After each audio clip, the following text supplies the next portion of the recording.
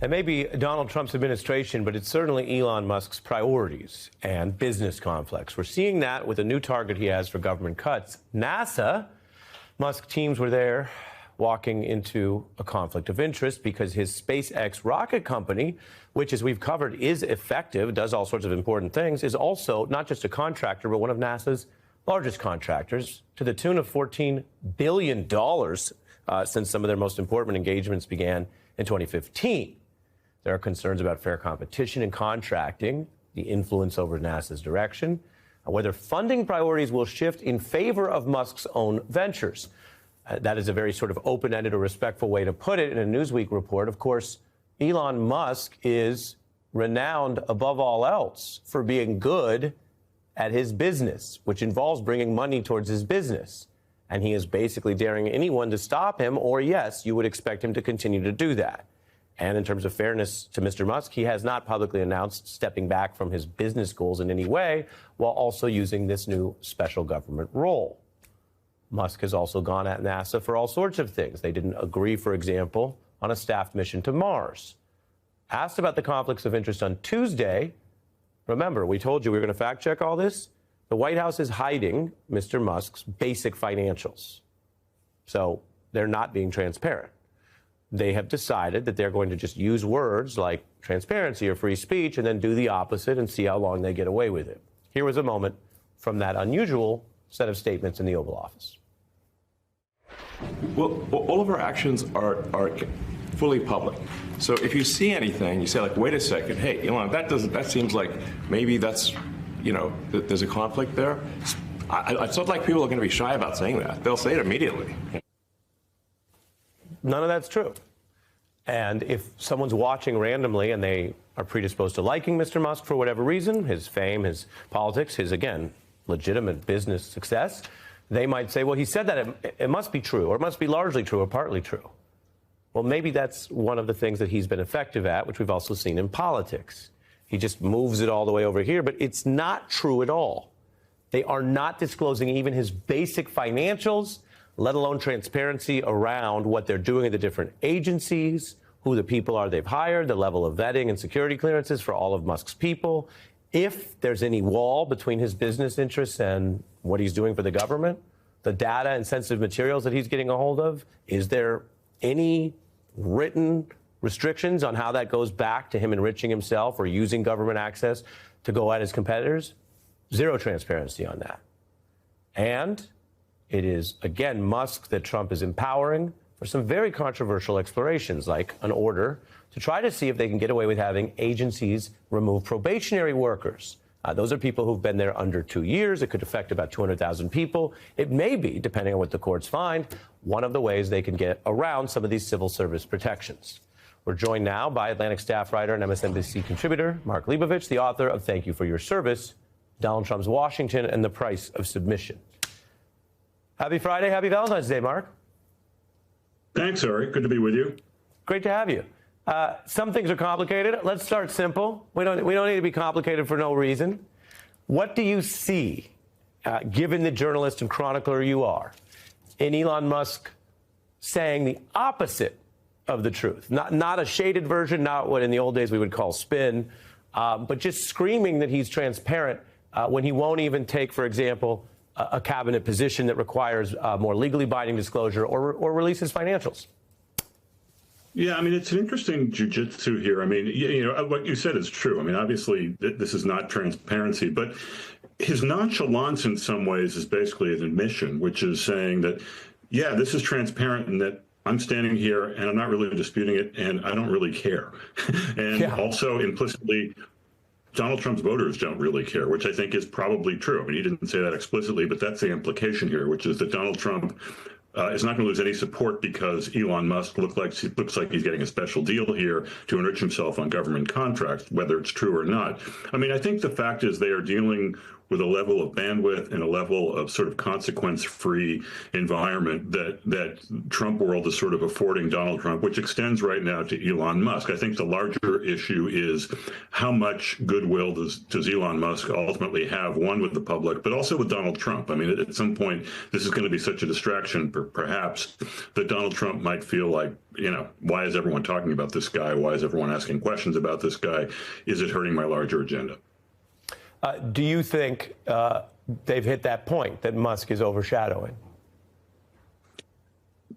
They don't seem to think so, because look, every day, he's doing a joint interview tonight with Sean Hannity and Donald Trump. So, I think we can look at body language, but we saw body language a couple days ago. It certainly looked awkward, but obviously didn't stop them from agreeing to doing a joint interview tonight. So, look, again, I think ultimately Donald Trump might see Elon Musk as a force multiplier, someone who can sort of double the disruption that he's trying to provide right off the bat. He feels there's a benefit to it. Again, Donald Trump's history of wanting to share a stage with people, whether it's an ally or an adversary, is not great. Usually there's a shelf life to these things. I do think that the more exposure there is, the risk, it sort of heightens that you're going to burn out quickly.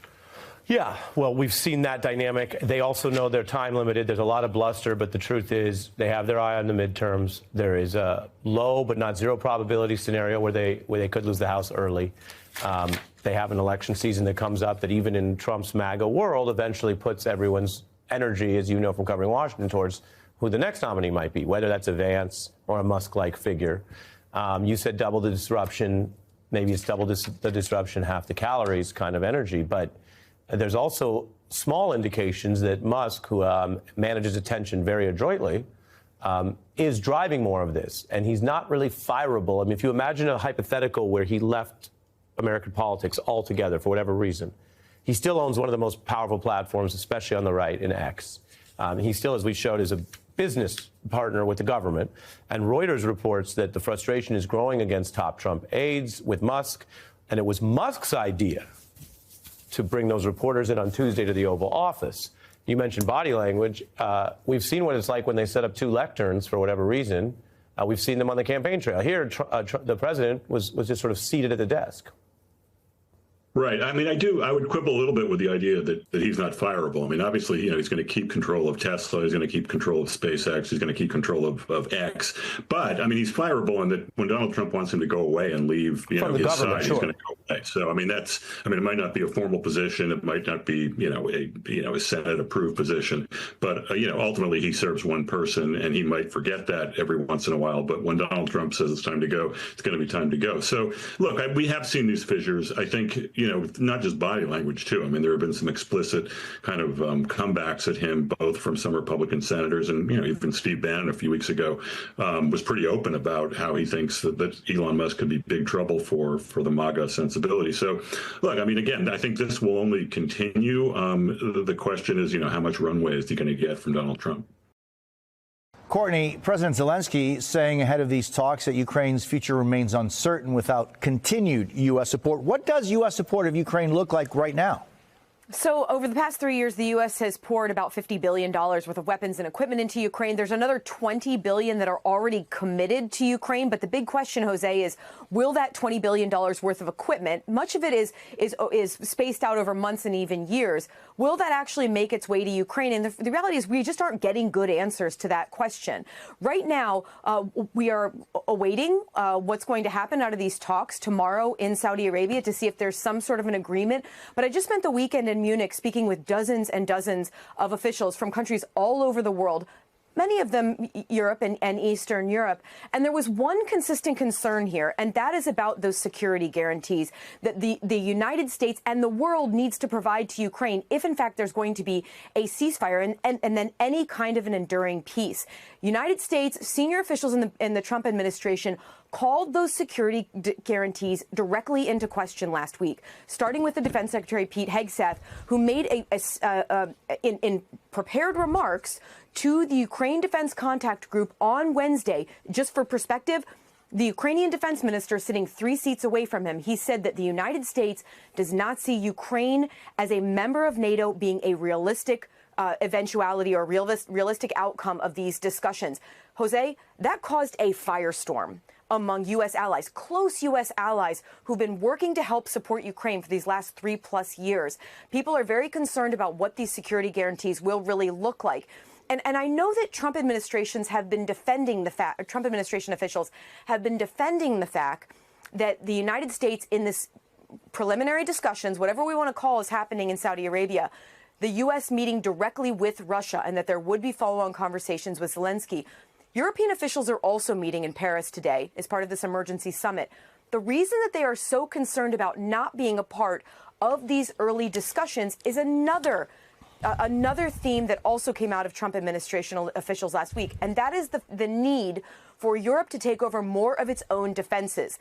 The reason that there has been such a groundswell of concern about these bilateral discussions between U.S. and Russia is, on one hand, the Trump administration is saying, Europe, Ukraine, you need to take over more responsibility for your own security. But hey, at the same time, we're going to have discussions about Europe and Ukraine's security without involving any of you. That is the disconnect that is causing so much concern.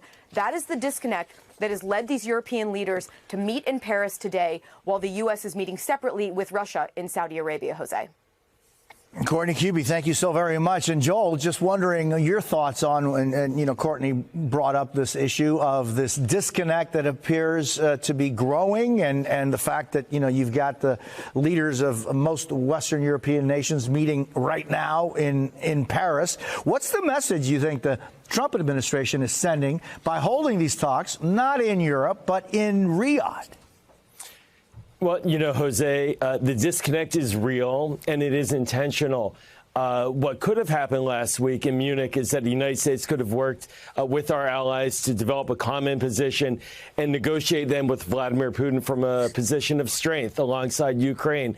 But that's not what's happening. Instead, a cold message was sent to Europe about basically you're on your own here. And now it looks like Donald Trump is chasing Vladimir Putin to come up with some agreement to then force Ukraine to accept. So these are very difficult times right now for Europe diplomatically to understand how to navigate forward because the Trump administration is making it clear that it does not have their back like they've assumed for decades that the United States would. Yeah, I mean, Joel, the fact that the Trump administration clearly considers that the importance, impact, and even just relative importance, repeating that, is no longer in Paris or Madrid or even London. It's in Riyadh, and the ever-growing presence of Saudi Arabia as a power player.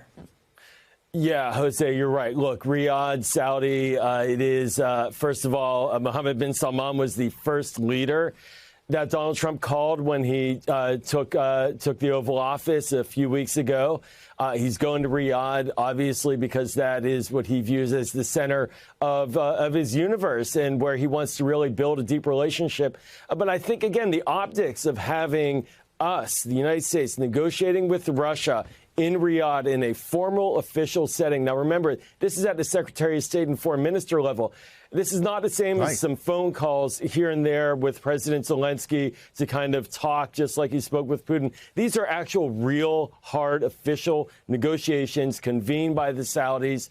You know, Europe has reason to be suspicious. There's a long history in Europe of what happens when countries invade other countries, divide them up, and then there's nobody to provide security. We've seen this in the 30s. It led to World War II. That's why there is a NATO, to avoid these kinds of dynamics. And now it looks like we're laying the groundwork again to create insecurity in Europe, which is very dangerous. Yeah, Joel, I mean, if you think maybe some diplomats may be rethinking, for example, the Budapest agreement that was with the European nations and with Ukraine, that they would remove their nuclear weapons in exchange for, including support of the United States, for defense of Ukraine. Now, what is interesting, Joel, is there seems to be a new dynamic in the world, and it just seems as though, I'm just wondering what you think Ukraine can do to have a presence in what could be what happens to their future. Well, we're seeing it now, for example, with the interview with President Zelensky. We're seeing him put forward red lines and ideas of what he wants to see in negotiating position B. But, of course, what he's going to have to do now is align with his European allies, and they have to look at each other and say, we're in it on our own right now. It's Ukraine plus European countries. And he does have some tools. He has the minerals that, of course, the Trump team wanted to try to capture 50% of last week. He has other rhetorical tools. He can remind Donald Trump that Vladimir Putin is not to be trusted. No matter how much you want to deal with Putin, it's not really worth the paper that it's signed on unless there's real teeth to it. But I think he's going to have to unify with the Europeans and put up a common front. There will be a moment where he is challenged to accept what Vladimir Putin negotiates with Donald Trump. And that's going to be a real test because it's quite likely that he could see his losing military aid ultimately as part of it if he turns away from that deal. The Trump administration is firing hundreds of FAA employees with probationary status. That includes critical air traffic control employees. Just 19 days after a military helicopter crashed into a commercial airliner, killing everyone on board. Joining us now, National President at the Professional Aviation Safety Specialists, AFL-CIO, David Spiro. David, thanks for joining us. Who are these folks that have been laid off? Hi, Katie. Thanks for having me on. So a little bit about PASS. We're a federal employees union. We represent about 11,000 FAA employees, and they are in the Air Traffic Organization and the Aviation Safety Organization for FAA. So a lot of these folks that we're talking about support a couple of the key roles in FAA, which is for us, which are the technicians that maintain the air traffic control system and the aviation safety inspectors who oversee the air carrier system, make sure that they're following all the regulations under 14 CFR and, of course, under general aviation. So these folks that we're talking about, a lot of them, let's say the technical workforce, for example, these folks maintain the physical infrastructure, so maintenance mechanics out there who are making sure that a building roof doesn't leak, the grass is cut, everything around that building isn't falling in so that the technicians can maintain the electronics. Over in the aviation safety world, we talk about aviation safety assistants, folks that do a lot of the paperwork and background work for inspectors, so they're not having to spend their time and the skill of their trade doing all of that sort of work. And then another group of folks that we're talking about are aeronautical folks that develop charts and maps and provide products for air traffic control, information specialists, provide products for air traffic control, provide products for industry to make it more efficient and more effective. Are these people expendable? No, absolutely not. And I think that's something that I think has to be fleshed out a little bit. Everybody that has a role in the FAA is critical to accomplishing the mission, to assure that these folks that are on the front line, that are involved in safety in flight type of work, are able to focus on that and not have to look over their shoulder instead of looking out the window. So these are the folks that make everything happen. They grind the gears. So the rest of us that are engaged in aviation safety can make sure that all of that is happening without a skip. There was some reporting in the past couple of weeks that Elon Musk and Doge got a plug-in to the air traffic control system and that they want to make some upgrades to it. It is an old system that is in desperate need, from reporting that we've heard for years, for a system upgrade, for a technological upgrade. What is there, in your assessment of things, what needs to change to make the FAA better? And are you seeing, put these layoffs aside, are you seeing any moves made to make it function better, to make it safer?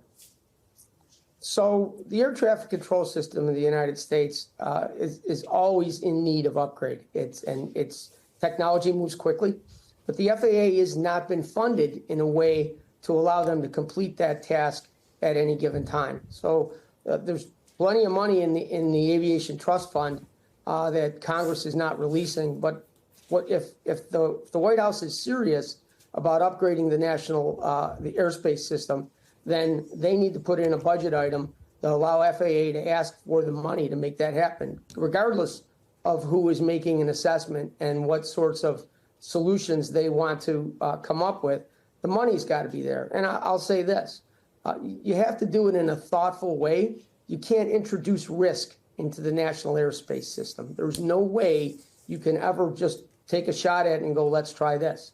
It's too fragile. It's robust, but it's fragile at the same time. And we always talk about lining up those holes of the Swiss cheese, and that would be an enormous hole in that piece of Swiss cheese. Yeah, it's fragile, and people are worried about flying right now, especially after what happened in D.C.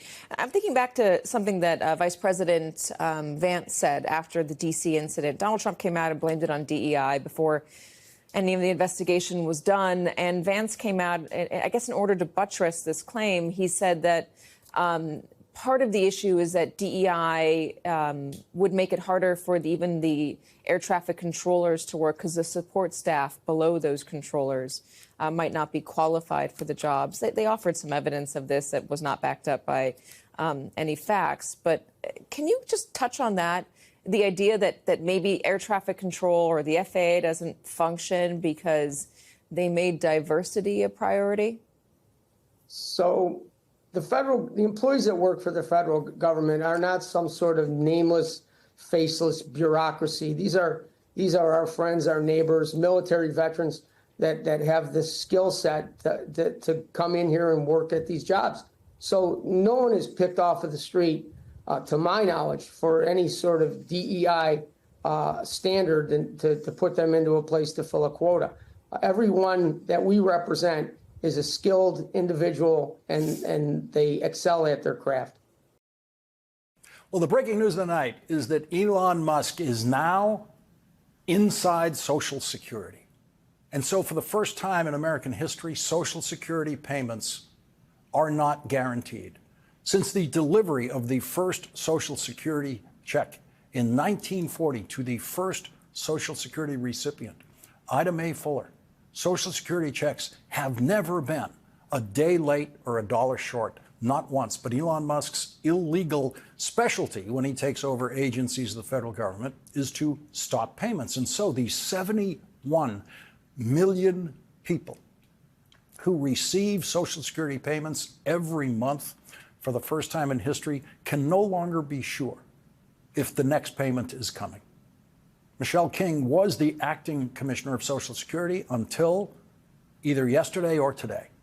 Rumors started reaching me early this afternoon from people with expert knowledge of the workings of Social Security that the Musk coup at Social Security was underway.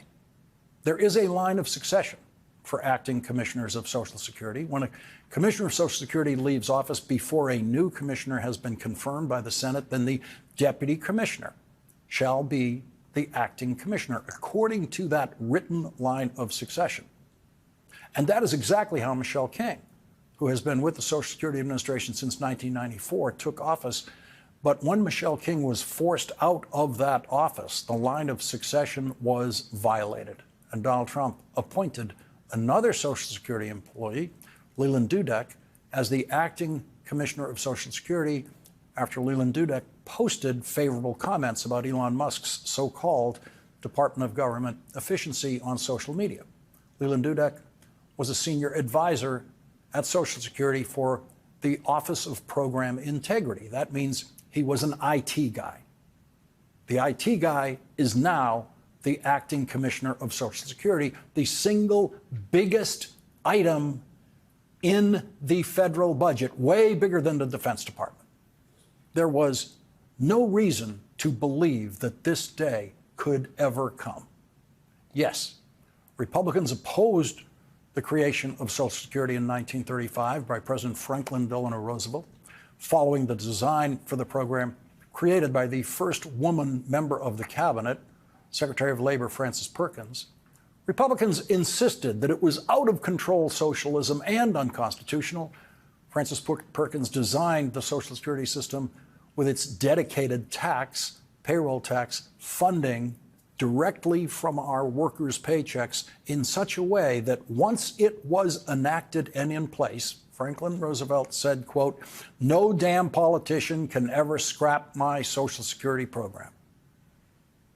Democrats had overwhelming majorities in the House and the Senate in 1935 and could pass the Social Security Act without Republican support. But when the final votes came, several Republicans in the House and the Senate then joined Democrats when they saw how popular Social Security was even before it existed.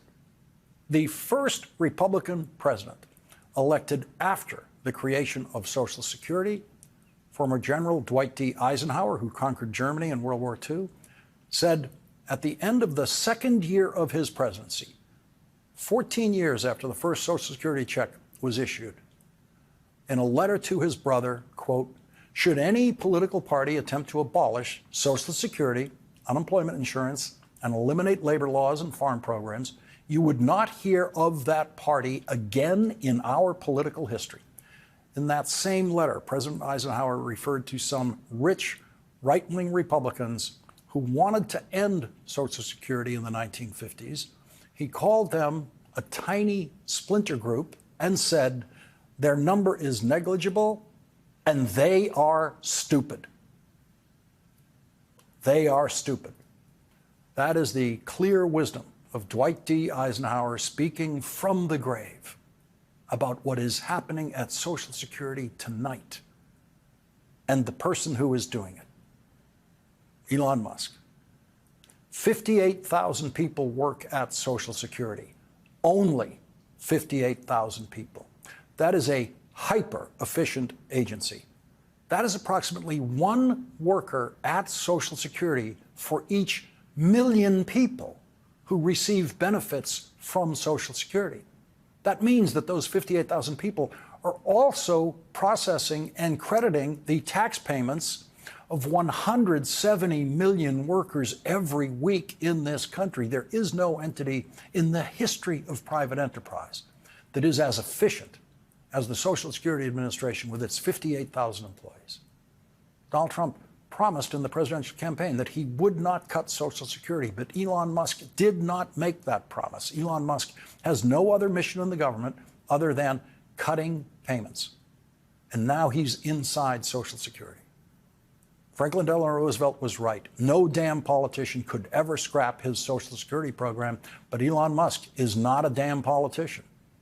Elon Musk isn't worried about whether he'll get reelected. Elon Musk isn't worried about the future of the Republican Party, and Elon Musk doesn't know what Social Security actually is. He doesn't know what it actually does. In his appearance in the Oval Office last week, dominating the president, speaking twice as long as the president, Elon Musk lied about Social Security. Elon Musk did not say one true thing about Social Security in the Oval Office. Elon Musk told the lie that he found current recipients of Social Security who were born 150 years ago in 1875. That was a lie, which is why he has not produced the name of any of those 150-year-old Social Security recipients.